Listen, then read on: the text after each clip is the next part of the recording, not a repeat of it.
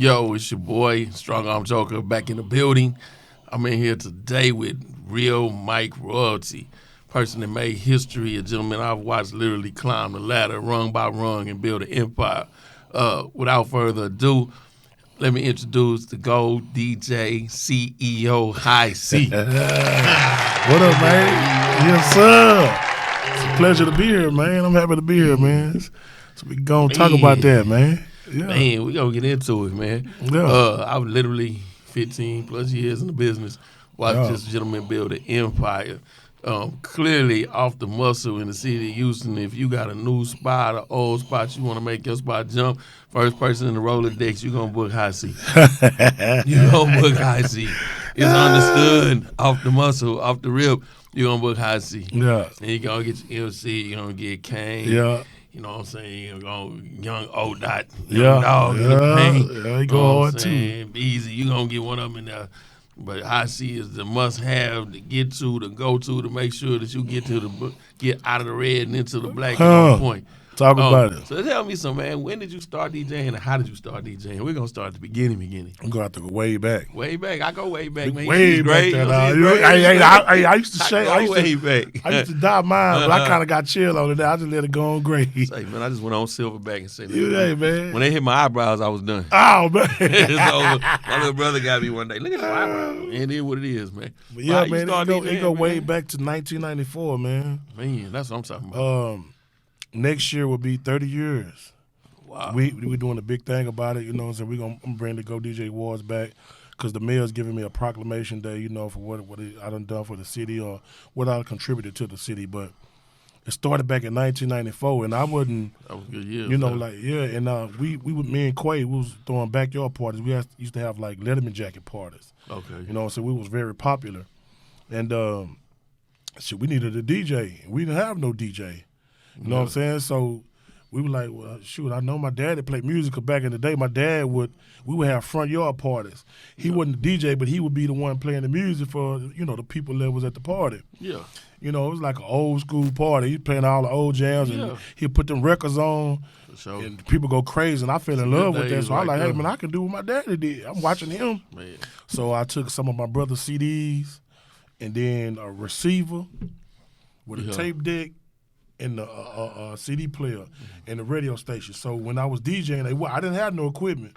Yeah. I had a speaker, house speaker, you know, like a regular house speaker with a radio, CD deck, and the tape. And so what I would do, I would have my tape player. I would play the tape. When it's time for me to change over to the CD, I would switch the aux to the CD. Yeah. And then when I didn't have nothing ready, I had to go to the radio and push the radio. Hopefully ain't no commercial on, so because I had to switch I'll play what's on the radio. Okay. Hey, but that's we made it work, though. man. We made it work, and then, you know. That's the beginning of a legend right there. Yeah, dog. That's when it all 1994. Say, man, when you want it, man, that was a beautiful time in music, too. Yeah, you come from the heyday in music, man. R&B, rap, hip-hop, the whole nine.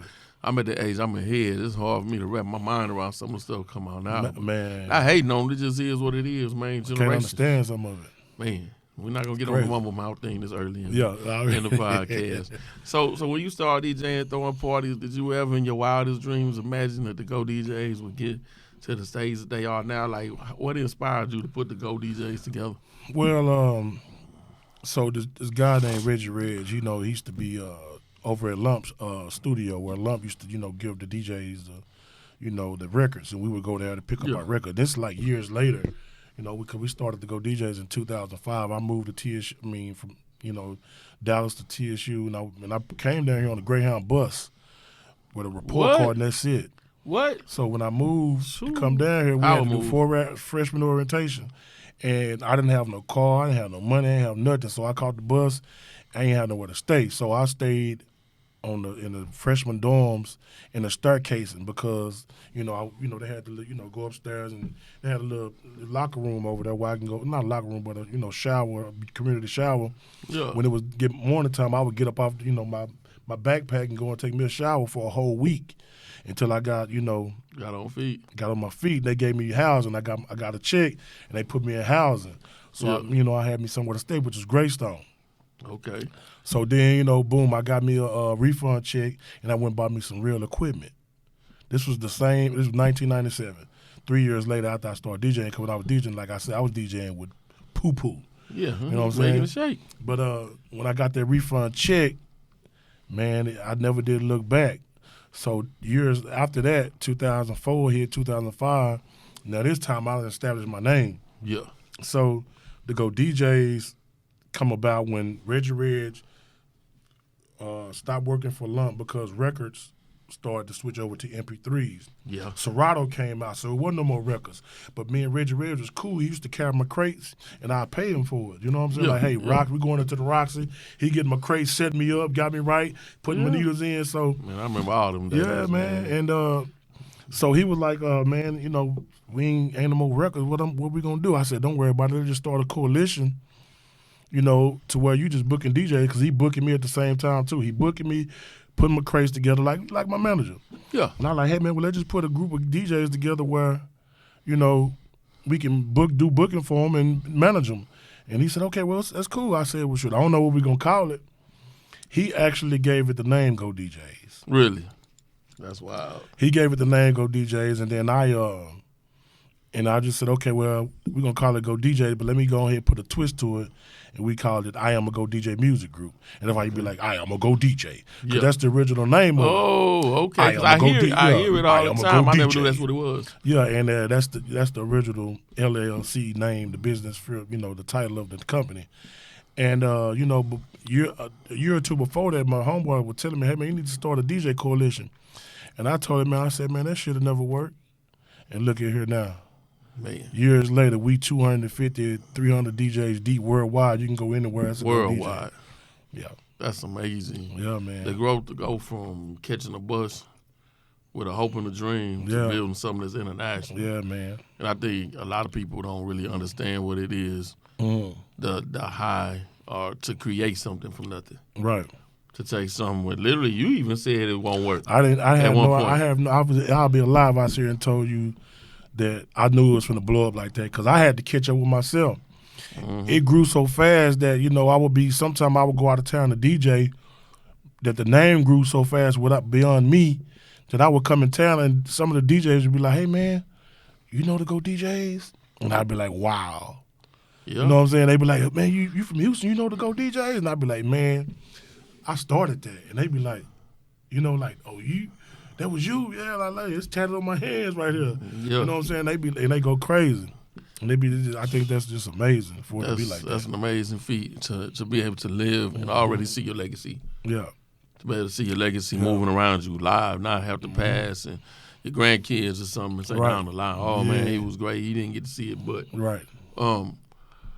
with all the stuff that you go through, like I know even like Keisha Cole's DJ and going on tour and everything, it seems like you never hit a line. Right. It's like every time you hit, then you elevate again. Yeah. You elevate again. Yeah. And that's how I've been able to stay in the game. You know what I'm saying? You was talking earlier about, you know, getting people club rights. Man, my bar numbers has been one of the best bar numbers of DJs in the city of Houston. I know that firsthand. I've seen that. I just, you know, that's the injection that's the injection to get you out the death bed right there. When in doubt, break glass, call HIC. Yeah. Yeah, we need you, baby. We on the deathbed. And I just think that just been one of my, you know, claim to fame, you know, reinventing myself and being able to help people. You know, it's because it's not only just about me, but it's, you know, to help people get their club where they need to be, get them out the red. And it's still to the day, people have called me to, you know, hey man, we trying to stay open to like even at like Chapman and Kirby. They called me like, hey man, we staying open to 10, but everybody leaving at 8.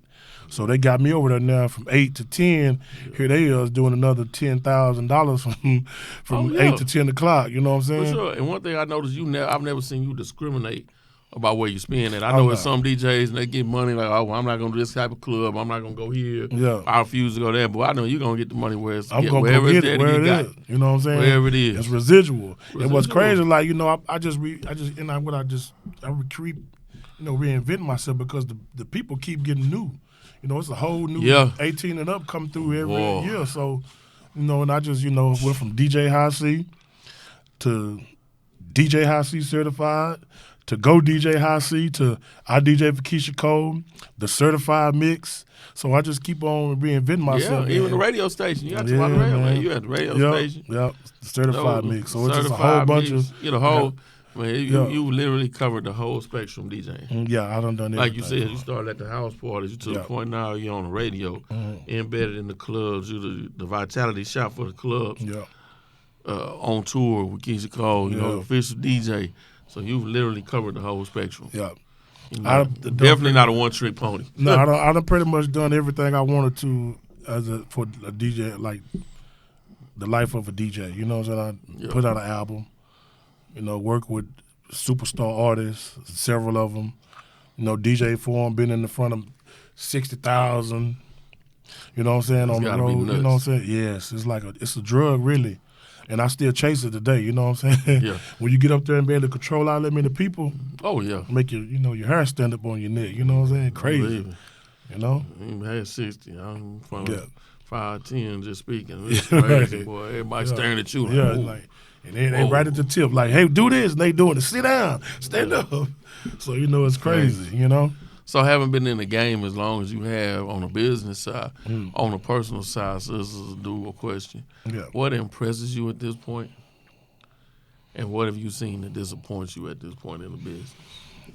Well, what impressed me is that how the game has changed.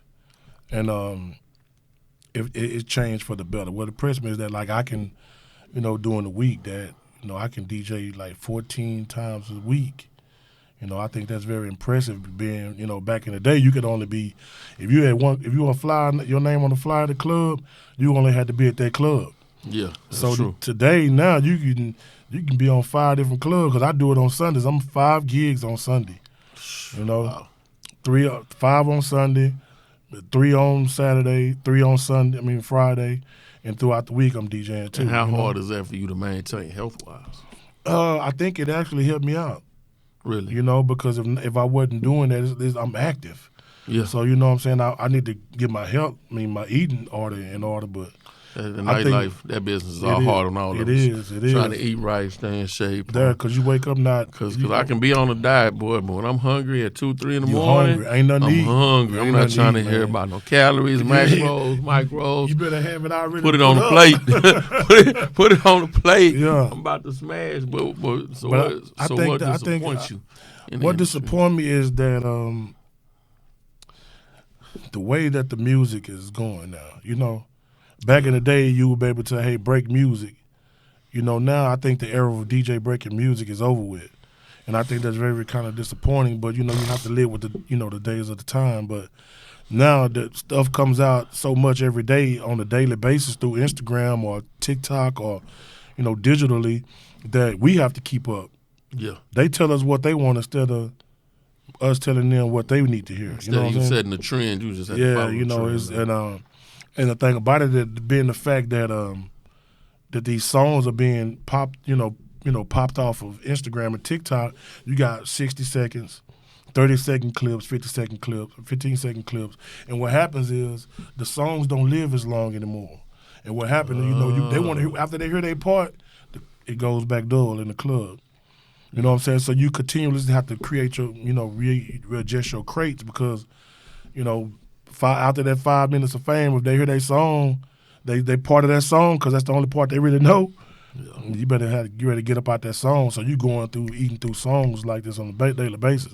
What worked last week ain't gonna work the next week. When back in the day, that one song, that's hot song, is gonna last you for a month or 2, 3 months.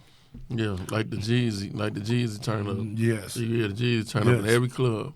Yes. You know, the same songs. Today. He put 4 albums out after that. It don't matter. Anything 103 and prior is going. Anything after that, yeah, it's cool. But and I still bump that same Jeezy right now. The same ones. The same stuff on the East Coast. Same turn up. Mm-hmm. Same 10 songs. You're going to hear them in every club in the city. Yeah. When it's time to rock, because they know with that certain age group, that certain demographic, it's going to turn everybody up. Right. Everybody going to jump through. Everybody know it, from old to new. Everybody from old to new. Because their uncles was listening to it. Their brothers was listening to it. That Jeezy, you know what I'm saying? So, yep. And everybody deep down square now want to be a trap star. Right. And even now, the influence of music and media on certain people is almost amazing.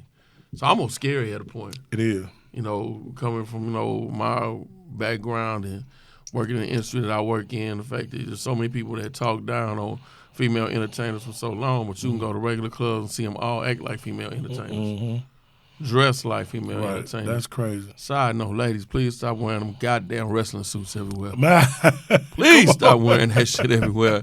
It's 9,000 types of fashion y'all can look cute in, and you out here looking like Andre the Bundy Giant and Andre the Giant and Hulk Hogan. Please stop wearing that shit. That's crazy. For the love of God and this new shoe fetish y'all got with these ugly ass shoes, we'll talk about that later. Crazy. I know myself working in the industry and working with multiple DJs and promoters and everything. Yeah. The loyalty factor is so weird now. Right. It's at a point where I grew up, loyalty is royalty. You know, we're going to get money, but you got to maintain certain standards. Right. Certain stuff you have to maintain. I know one thing I know, too, for sure, is throughout this industry, I've never heard anybody throw salts on your name. Yeah. I've never heard anybody say you did bad business. I never heard anybody say that you were supposed to be somewhere and didn't show up. Right. And I'm sure that's one of the reasons that you're so golden to the state that you are, because you've never balked everywhere. Right. Nah. You've never played dirty pool everywhere. Never. I'm not. Like, I got some people that, wasn't been happy with my service as far as like the DJs breaking their record and their record didn't pop. And, if they wasn't satisfied, I actually just gave them their money back. Okay, you ain't satisfied? Well, here your money is, but as far as being like loyal, I done had people try to buy me out from clubs. I don't go for that. You know what I'm saying? I'm not a prostitute. If I'm at a club and this club is paying me a certain amount of dollars, you can't come to me and bribe me out, to go and take that money that you want to pay, because you might not be more established than them. You might close your doors in 2 weeks. I'm over here. This club will have to stop paying me. Yes. Yeah, and I burned the bridge right. for the flash man. I've seen that. Cats jump clubs and over here, he paying me a grip, but only make it 4 weeks. Right. And be right back knocking at the door. Right. Oh, man, right. I'm well, you had a job. And then on the flip side, when people do let me go some places, that was very rarely, or they couldn't afford it no more, when they call me back, then I'm going to have to charge a little bit more this time. But I'm going to be loyal. I'm going to pretty much be on time.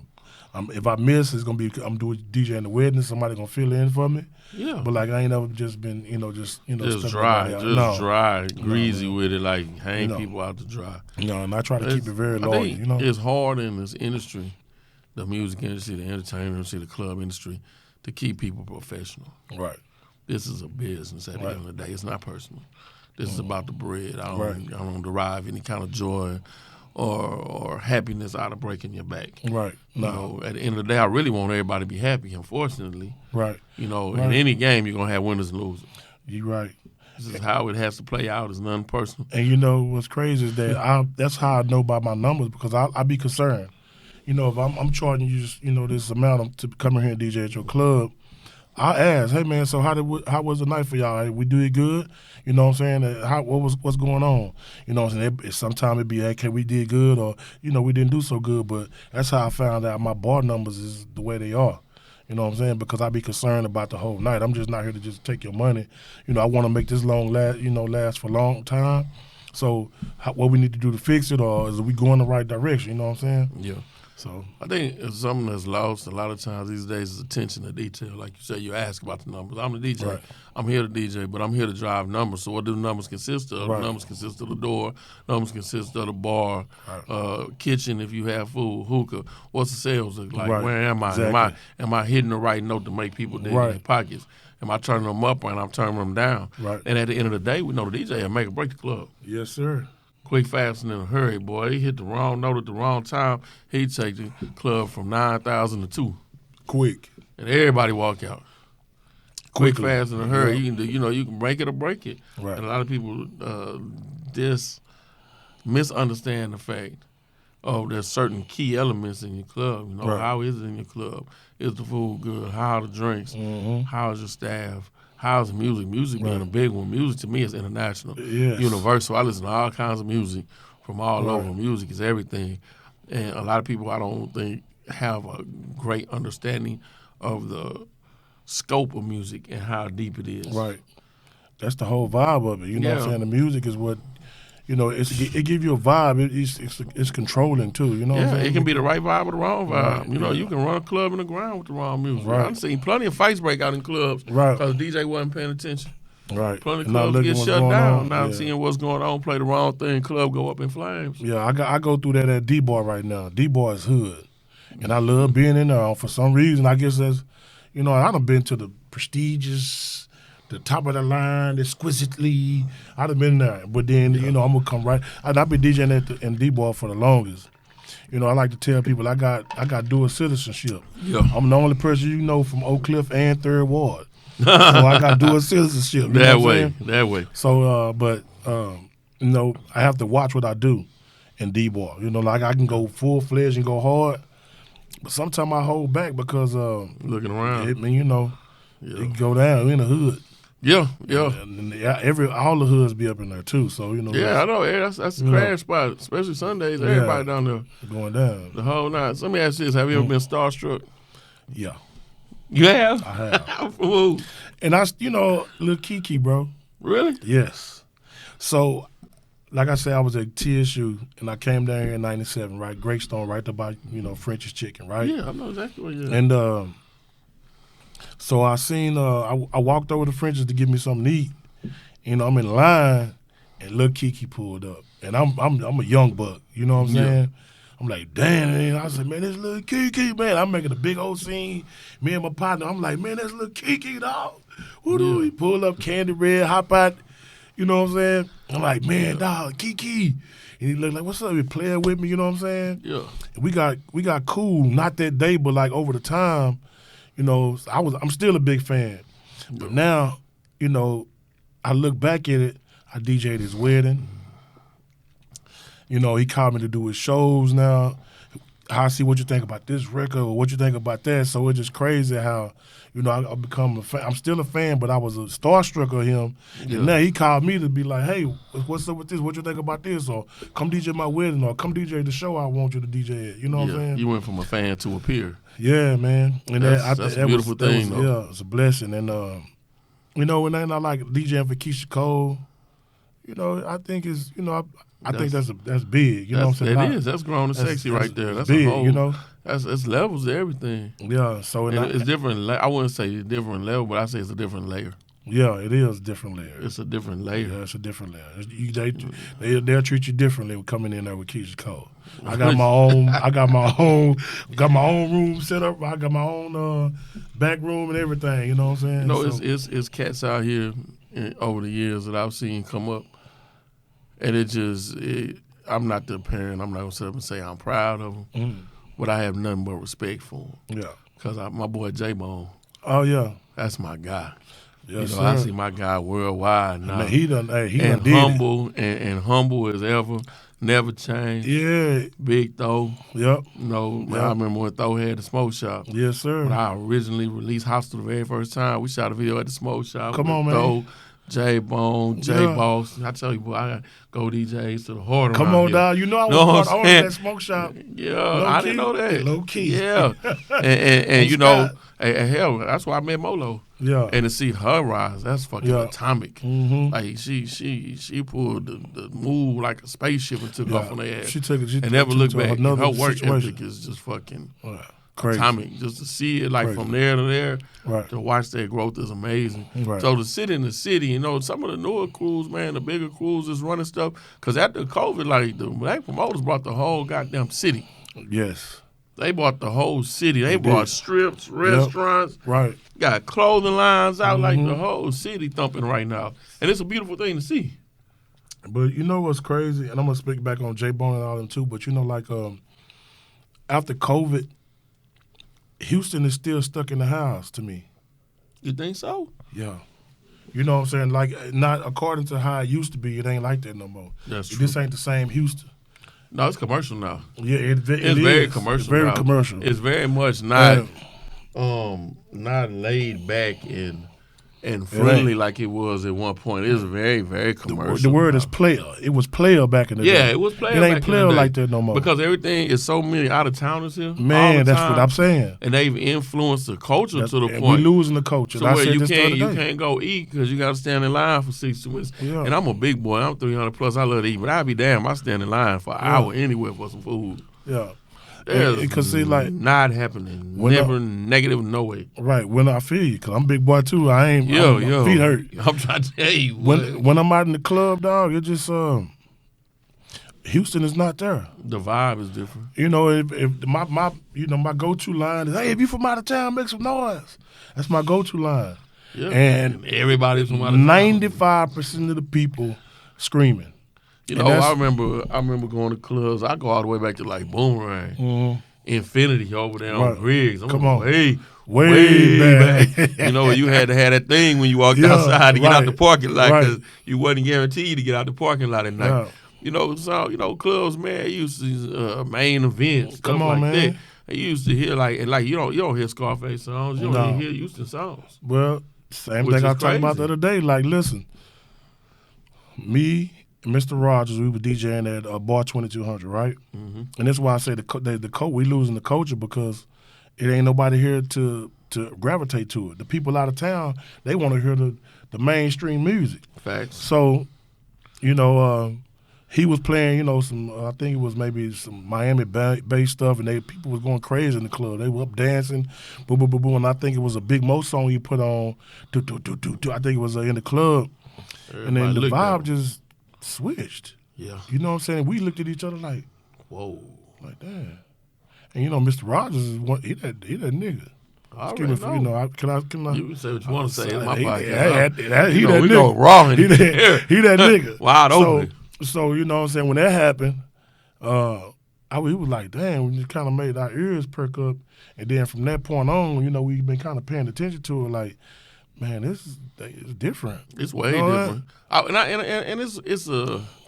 It is a generation thing, I guess. You know, I grew up in a heyday of Scarface. Right. You know, heyday of, you listen to NWA. I remember when NWA dropped. You know, stuff on the East Coast back when it was grimy and all the grimy stuff was dropping, and you had like the rush between the sevens and all that running, and the grimier hip hop stuff that was coming out all over the board. And I remember the club would go up, they play Scarface. Like, Mr. Scarface, come on, whole club go crazy. There's no club in the country that you would hear convicts come on and the whole club starts singing because everybody fresh out the county. Right, you feel me? Everybody, nobody in the world is singing convicts like Houston is. When you hear that hit, everybody go sitting in the Harris County jail and the whole club go singing. Up. And anybody from anywhere else is like, man, something wrong with these fools. But you know, like, that's our city. But you know, like at D-Bar, I could do a H-Town set because it's the hood enough. Yeah. But like the other spots, you know, and I mean, I guess it's good for the, you know, the economy for Houston because a bunch of people moving in. Mm-hmm. I was just looking at a post earlier that what Dion, he for Colorado, the state or whatever they are. Yeah. Man, he done accumulated $1.12 million this year alone so far for that city. Wow. For Colorado State. I believe it. You know what I'm saying? So, like us, when people come in, it's good for our economy. You know what I'm saying? But we losing our culture. We gaining interest, money, and whatever, but we losing the culture. But it's just something that I think we had to stick to because we used to have underground clubs. You know, I came from the hip-hop golden era when you in the club, no AC, no heat, no stage, duct tape on the floor. You know, I still remember going to see Executioners. It was 40 degrees in there. Come on. And them boys in there going crazy. I don't know how they were DJing. I know they couldn't feel their fingers.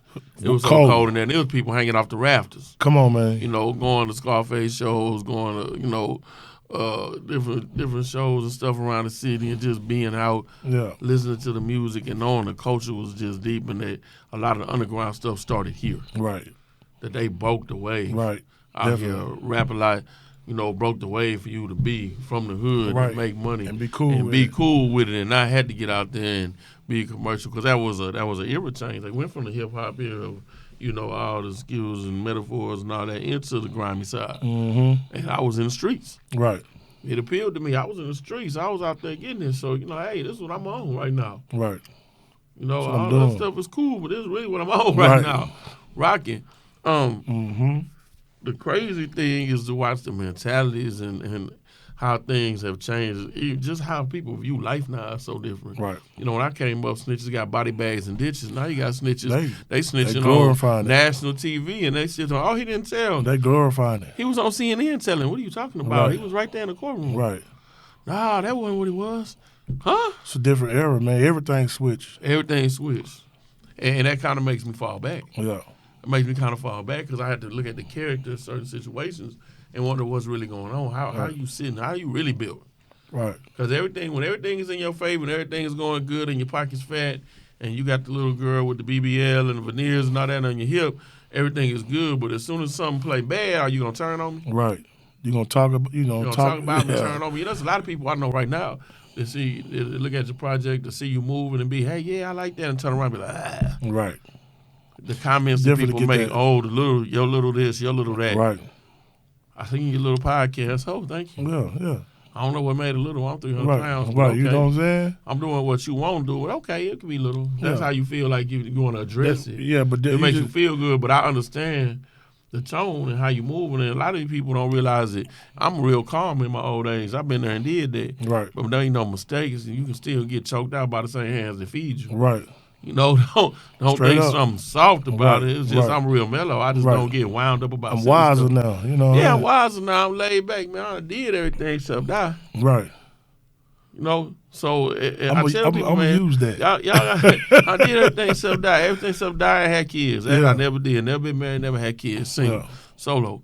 So I tell people, man, a lot of stuff that you're going through, like I've been through it. I know it's on the other end of the pipe. Right. I know it's on the other end of the tunnel. So while you in here banging your head, going ape shit crazy, out here spinning, doing donuts, running in place, I know where you're going. Right. And I can either choose to help you and snatch you before you bust your head on the wall. I can let you run face first to the wall. Right. That depends completely on how you act. Right. On how you move. With so many projects running, you all over the place. I know. Right. I'm waiting. I'm definitely going out here to the new spot. Man, that's my type thing. I'm taking dogs out there and get away. I like to get away. Man, that's my type thing. How do you stay grounded and focused with so much stuff in the mix? The thing about it is that I got so much, it makes me stay on top of my game. Yeah. The fact that I got this going on, man. My wife got the photo booth stuff, you know what I'm saying? Duck and Tuck, Certified Creations, you know what I'm saying? I just the Go DJ thing, you know what I'm saying? Yeah. And I delegate some things. I got presidents helping me run the Go DJs, and automated systems is the key. Really? Automated. Like a lot of my stuff is triggered. Really? If somebody say hello, then it's just gonna say, how you doing? You know what I'm saying? Or somebody send an email, it's automatic trigger. Like when I go out to the property, and I say, that's what probably helping me stay healthy because I'm always up and going there, Yeah. But now, I'm starting to get a little sore every once in a while, I see why Daddy used to sit on the side of the bed when he get up in the morning for a minute, sit there and wait to get up for a minute because I stay beat up. Yeah. I never learned how to slow down. Yeah. So I guess because I never had kids, I never got married. So I trained out level 6 Krav Maga. My brother Magic is one of the co-owners over there. I'm real big on self-defense right now, people taking care of their families. Right. I think somewhere along the line in the process of the definition of man and woman clearly got skewed because half the girls either want to be with girls, which I don't have a problem with that, but want to act like men until that hammer drops. And then it's, oh, my God, oh, wait, stop. Oh, my, no, oh. And had dudes acting like females. Yeah. So who's protecting the house? And most importantly, who's protecting the kids? Right. These kids got to You want to go out here and get your wig split? You want to go out here and bang your head against the wall? Cool, handle your business. But who's protecting the babies? Because the babies didn't make these choices. Right. So that's a big thing to me, being ready, willing, and able to make sure the kids are good. I have several projects in play, and one of the projects dropping later next year is called Operation Safe City, which we'll be going into these clubs and these different venues and start teaching these young ladies self-defense. Right. Basic self-defense as far as breaking wrist locks, chokes, bear hugs, the basic stuff they get caught in when they're assaulted and abducted. And then hopefully they'll start to reach out and train in different areas. Right. I know a bunch of physical trainers, and don't get me wrong, I am absolutely addicted, infatuated, intoxicated by girls that work out. Right. That's one of my addictions. Yeah. But at the same time, she can squat 400 and she can run a mile and she looks amazing, but she can't break a wrist lock. So if a nigga grab her by a wrist, she cooked. She out of there. He grab her in a bear hug, she out of there. She don't know how to fight, she can't fight, and she in the back of a dog cage going down I-10 because she was never taught. Right. The kids' classes at the gyms that I train out of are absolutely amazing. It is absolutely, utterly sad that they had to train these kids like this now. But in the middle of self-defense class, and it's literally, how to get away, how to fight on the ground, how to stand up and fight, how to get away from adults, how to get away from kids, that we had to do active shooter drills. They're running active shooter drills, clacking, focus mitts and kids breaking and hiding, moving towards the doors, get low, duck, and cover drills. But you have to train kids like this now. Damn. We get behind being we black, we can fight, we hard, and all that good shit, and we got all these weapons, but don't nobody train with the shit. Right. And then you watch these other kids, and I'll use the word other to be politically correct, but some people are going to say white kids or whatever. Or you can watch the Chinese videos of these kids in third grade breaking down Glocks in the classroom and put them back together in less than 60 seconds. I've seen that. Breaking down AK-47s, kids out here hunting, shooting 50 cows, out here learning tactics. And then luckily now the trend is starting to turn. You got Survival Sisters 3 out in, I want to say, Atlanta. They're doing a really good job. I think he was training his daughters, and then he branched out. He's got other ladies coming out there training now, being real tactical, training with weapons, et cetera, and so on. You got a lot more females out here actually training and learning how to fight and be effective. Right. But that's going to be a big push for me next year. I like that. That, and I had a thing called Beauty in the Brains that I launched about 2 years ago, and nobody caught on to it. And my thing is, I think smart girls are sexy. Yeah. I think a girl with a brain is sexy. Can you process, when we sit down and talk, are we talking about anything intelligent or anything worldly, or are we just talking about what you saw on TMZ, on Backpage or Dancer Locker Room yesterday? Right. I don't really want to talk about that shit. It bores me. And you probably won't see me again. I'll enjoy my meal, block you out, and I probably won't ring your line again. Right, that's it. But I'm probably get with you, because when I start Beauty in the Brains again, and all I asked was young ladies to read a paragraph out loud. We're going to send you a shirt and everything else, but we want to get these new young ladies coming up, these new generations, to remember that being smart is sexy. Right. And we want to put a focus on it because they're bombarded constantly with all these TV shows and all this shit on videos, Instagram and TikTok, that being illiterate, inconsiderate, and ignorant is the best way to go. Right. They're going to give me some money as long as I get attention. But on the backside, when these people are getting beat down, raped, robbed, got these kids they really don't want, and grandma got to raise them, don't nobody say anything. Right. They don't talk about that side. They don't want to. They don't bring that up at all. No, it's like, people read my books and they're like, damn, what the fuck? Like, why are you talking about this and that? Because nobody talks about that side. We watch the rap videos and everybody get the cars, they get the girl, but they don't talk about the homie that's locked up and he gone for 15, who actually is checking on his mama. Right. Who actually is checking on his kids. They skip that part because they don't do it. That's the part we leave out. Right. When you come home and your kids don't know you, when your kids calling somebody else daddy. Right. When you call home and the other nigga answer the phone, but you got another 6 on your bed, so what you gonna do? Nobody hit an off switch on the back of her neck. She want affection, she want sex, she want support, whatever. What you gonna do? Now, and shout out to the women that ride, man. I seen cats, women ride 8 years, 10 years, 15 years. That's a hell of a woman. I can tell you now, that's 1 in a million. Right. And a lot of that. That's 1 in a trillion right there. And a lot of that. Boy, most of these, by the time you sign for time in the county, they already done jumped to the next one. Right, they gone. And speaking of loyalty, man, I know your wedding was a world-shattering event. Man, you had YouTube, you got channels. Boy, man, it's impressive to see that level of dedication and love and success in this era. Right. And I think a lot of people need to see it. Right. Man, I got blessed. You know what I'm saying? My wife is something, it's just like amazing. She blow my mind, you know what I'm saying? And like some of the stuff you were just saying, like I talk to her, we talk about stuff like that, like safety, what you supposed to do is just don't be sitting in the car. If somebody running behind you, bump you behind the car, don't you get out. So we talk about that stuff. So I'm definitely, get whenever you gotta have to let the, come get with you about that because if something happened to her, I go crazy. I wouldn't know what to do.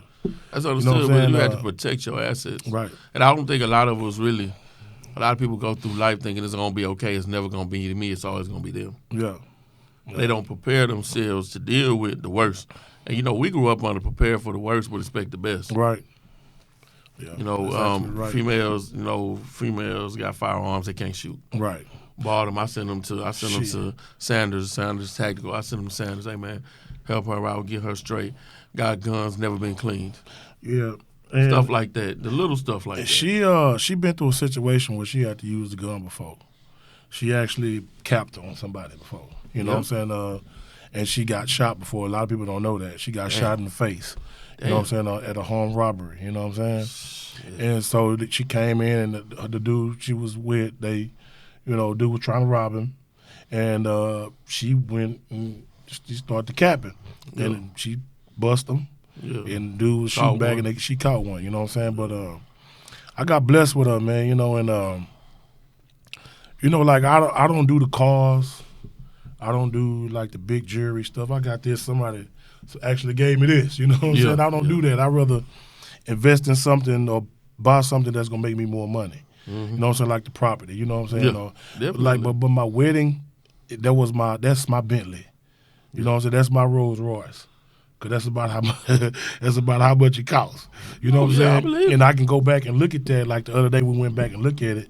You know, and it just rekindled the fire that's already lit. So we just throwing gasoline on the fire. You know what I'm saying? After everything you've been through, after all the things that you see, all the people that you're around, we become numb at a point. Yeah. Because we see so much fraud, we see so much fakeness, so much fraud, we see so much we know everything that glitters isn't gold. Right. A lot of stuff, in my situation, I used to say, oh, man, I love what you do for a living. You got the dream job. And they on the outside looking in, but I know what's behind the eyelashes. I know what's under the wig, and I'm not talking about the skin. I'm talking about inside. Right. It's a lot of people that's rotting inside. It is. And not necessarily at a fault. It might be situation, might be socialization. They might have been born that way. They might have just caught the wrong person that ruined them. Right. But whatever the case is, for you to be out here doing what you do for a living and to catch that person. Yeah, man. That person that can help elevate you and hold you down at the same time. And you clearly looking at how you talk and how you move. And as soon as I said something about you lit up. Oh, yeah, You lit up like a Christmas tree. And it was visible. Yeah, it was visible like the whole electricity in the room changed. You know, it's just that, when I first met her, I wasn't trying to be I don't want to be in love. I'm not looking for no relationship. We can be cool. You know what I'm saying? She would, hey, can I come over? I'll be like, nah, I'm chilling. And I'd be by myself. I playing the game. Yeah. And then I start seeing, like, she's persistent. Every wall I put up, she done tore it down. You know what I'm saying? And then it went from, hey, can I come over there to, damn, you ain't came yet? Yeah. You know what I'm saying? And then one thing led from another. Then, how we met was just beautiful. Me DJing in Louisiana. I met her down there, and she was staying in Austin. Okay. A month later, after we met, she moved to Houston. She knew what she wanted. She did that. She did you know that. What I'm saying? And then she did that. She made the effort. I tell people all the time. I tell females it's crazy when you big, when the perception of you're gonna protect me or you're gonna be here for me or you're gonna do for me.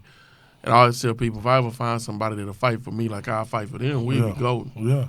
And when I say fight, I don't mean physically have to get up and punch on nobody. Right. It's going to be days when I'm irritating. It's going to be days. I'm old. I'm stuck in my ways. Certain shit that I'm just not going to tolerate. Certain new wave shit I'm never going to tolerate. Right. Certain shit, the way they talk, the way they walk, the way they move, to me is disrespectful. Right. And I'm not going to tolerate disrespect in any way, shape, form, or fashion. So when I say fight, I mean you're going to have to fight temptation. There's plenty of dudes out there that's probably cuter than me or whatever the fucking term is. Yeah. Plenty of these little dudes out here that you probably going to want to run to is going to let you have at it and run wild and show your ass. Right. But just make sure they're going to be there when you need them. Right. Fight for me like I fight for you. It's going to be days I'm fucking irritating. Right. That's how I'm built. Right. So, it's a give and get. It's a give and take. And a lot of these females, they're not willing to do that. They're not for it. They're not. They just... I don't think they comprehend. They weren't able to comprehend that.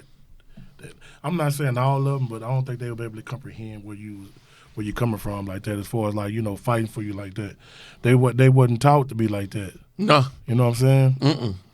Everything is angles. Everything is trying to figure out how to get over. How much money you got? How much money you got? You know what I'm saying? All that. And like I say, man, you can win with me. You're not gonna win off me. Right. That's not gonna happen. Right. You're not gonna win off me. I promise you can feel like you won. Yeah. But at a point, as soon as you play fraud, I'm off it. Yeah. The thing about it, what's crazy with my wife is, she don't ever ask for nothing. That's why I give her everything. I can go to the strip club, slap ass, throw money all night long. But guess what? The same reason why my wife not tripping about me going to do that is the same reason why I'm taking my ass to the house. Yeah. You know what I'm saying? I ain't got no. We ain't never had no argument. Wow. We have never argued not one time. That's amazing. And I'm like right now, as far as business wise, the property and stuff like that. She helped me out with that. You know what I'm saying? Because she take care of everything that need to be taken care of. There, as far as the house. That's teamwork. You know what I'm saying? That's teamwork. That's supposed to be what it's supposed to be. Right. And she was betting in me like, hey, I want to get some property. And I'm like, what the fuck we gonna get some property for? This was like early on too. Like, I want to get property. I want to get property. Like, what we gonna do with the property? Because I don't want to just buy. A lot of people just go get property and just I got property. And I'm like, me, I don't want to do that. Borrow money and let it just sit. We paying taxes and everything. So we decided, hey, well, I'm gonna go get this property. We went to a place where they was doing like getaways, and we seen it, and I was like, well, damn, they got 46 units out here. Yeah. All 46 of them was booked. Damn. So I was like, shit, we finna get us a property over here, and this what we gonna do with it. And then now here we is, we got 10 units on ours. Wow. Right by the lake. You know what I'm saying? I'll be out there. Yeah, it's gonna be crazy. My type of hype. That's how I like to move. Barrymore, man. Yeah, that's how I like to move. A lot of people trip. They say, "How you and them dogs loyal." Yeah, they is. And people say they don't understand the dog. I got something at the house gonna die for me. Yeah, for sure. Gonna leave it all on the table. And be happy every time they see you. And happy. But gonna go hard in the paint every time. Not only make money, not only keep everything safe and secure, because what we do for a living is dangerous, like you said. That's security. Yeah. You cut that door, you're not supposed to be there. Shame on you. Yeah. Shame on your ass. They gonna get you. God bless you. Yeah. God bless you, because I took a hit under control, and I know what it's like. God bless you when you take one, don't know what you're doing. Right. Finding people, man, I'm happy that you found your soulmate, because that's really what it is. Somebody that gets you on every level. Yeah. It's a lot of people out here spinning their wheels, and they never going to find them. They want too much. They standards too high for what they bring it to the table. Or they're not bringing shit to the table. They don't understand the fundamentals of what it is. You know what I'm saying? Like, I'm not, what they see on Instagram and stuff like that, we actually like this in person. Like, like we just so in tune with each other. Like, every time I call her, bro, it's, hey, husband.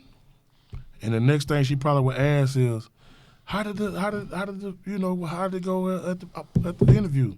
Watch this. You know what I'm saying? And it's like this, like on a for regular basis. On an everyday basis. We know each other's every move. You know what I'm saying? Like, that's a beautiful thing. She called me every night at 2:26 every night when I'm out working, and we got to know no answer call. I mean, rule. Like, if I call her, she pick it up. Answer. Yeah. Vice versa. So you know what I'm saying? Watch this. That's a beautiful thing. Let's see.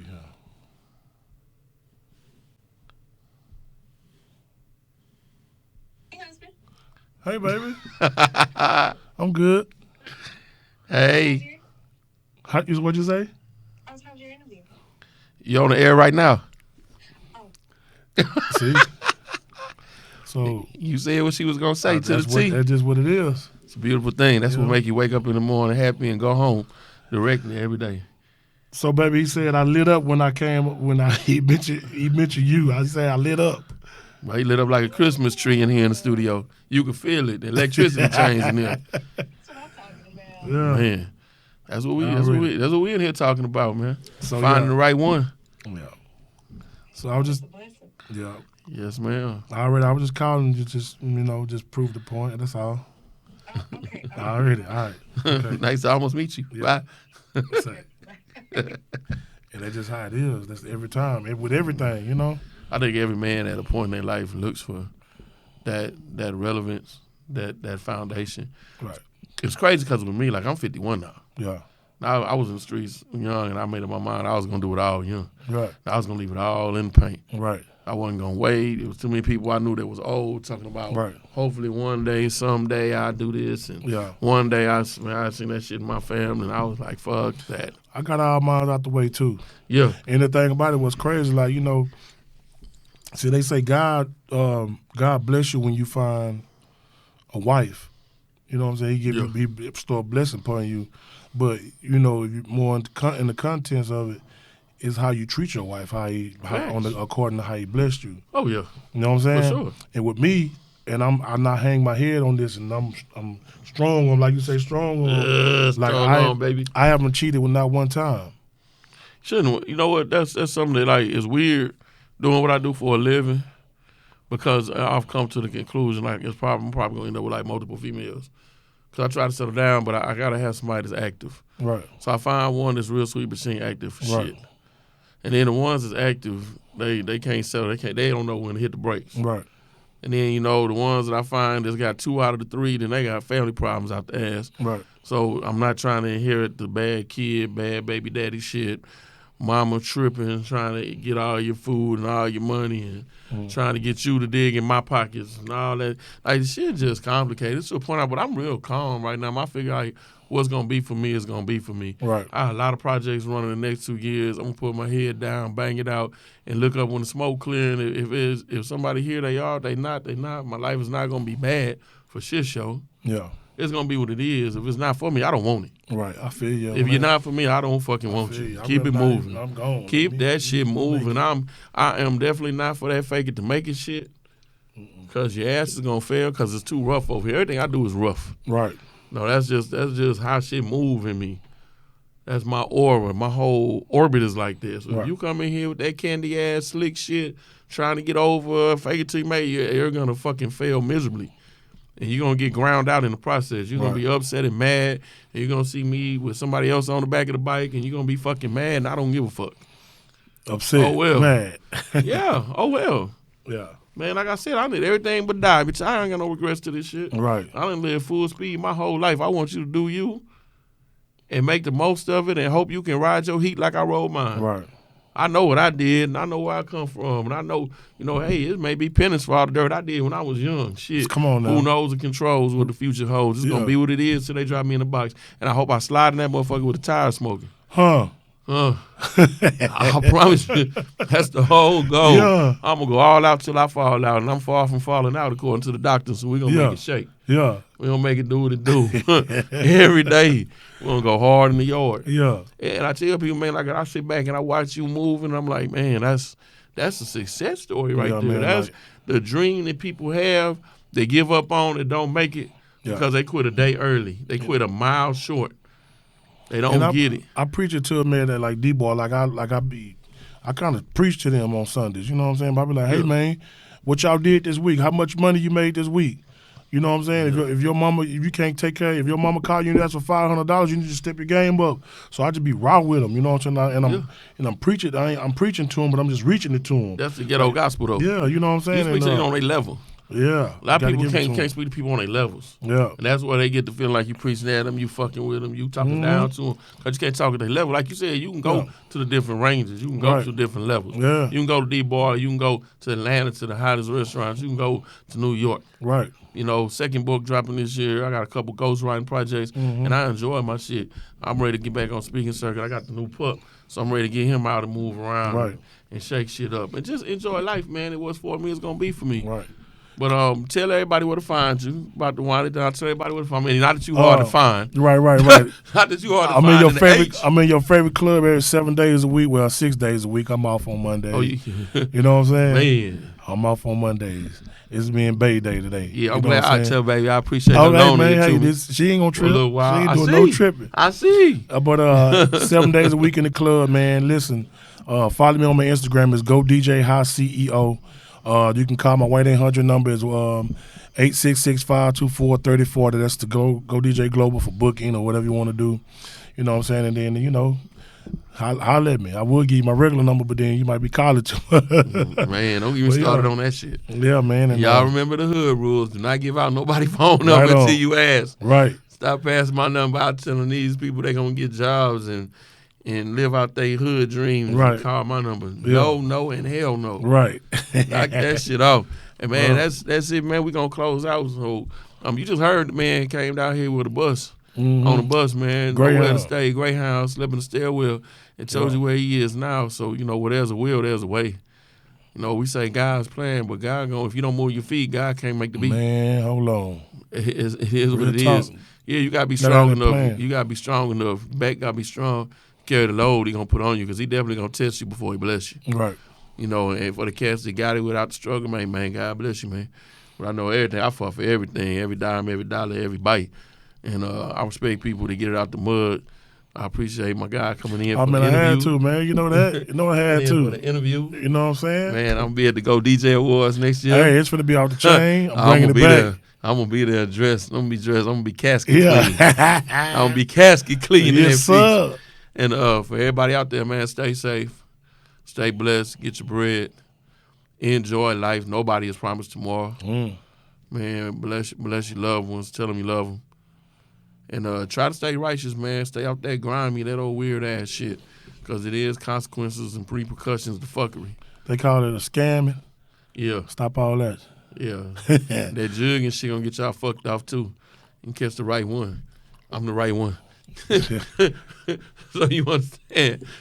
Stop Straight that up. bullshit. Right. Stop that bullshit, man. But, hey, man, everybody stay blessed. Strong Arm Asylum Podcast signing out. 24 on the way. Second book dropping next year. We're going to get it in. We'll catch y'all on the flip side and make sure when you hear HIC rocking, baby, you know he rocking. Talking about? Talking about.